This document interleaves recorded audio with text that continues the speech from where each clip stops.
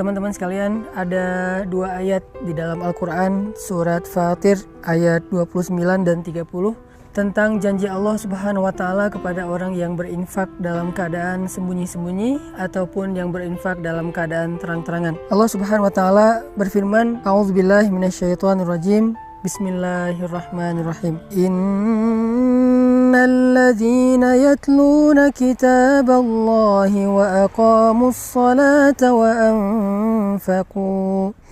wa anfaqu mimma razaqnahum sirran wa alaniyah yarjuna tijaratan lan tabur liyuwaffiyahum ujurahum wa yazidahum min fadlih innahu ghafurun syakur.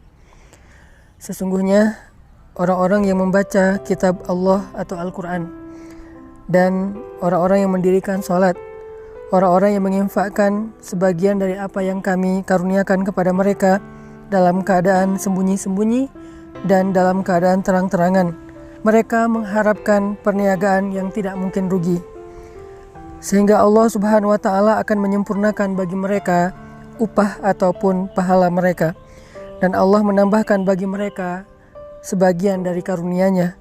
Sesungguhnya Allah Maha Pengampun lagi Maha menghargai. Teman-teman sekalian, di dalam ayat ini Allah Subhanahu wa Ta'ala menjanjikan banyak hal kepada orang yang berinfak.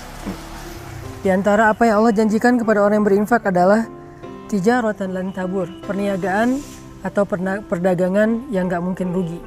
Jadi benarlah sabda Rasulullah SAW bahwa Nabi bersumpah demi Allah tidak akan berkurang harta karena sedekah. Maka inilah makna dari tijaratan lan tabur, perniagaan yang gak mungkin rugi.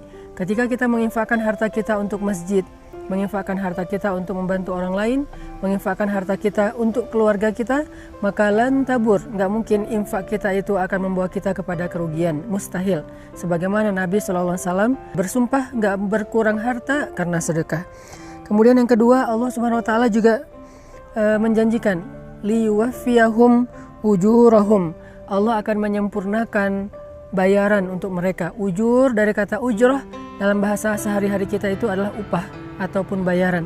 Jadi orang yang berinfak, orang yang bersedekah di jalan Allah, maka Allah akan menyempurnakan balasan mereka. Tidak akan pernah diberikan balasan yang kurang dari hak mereka.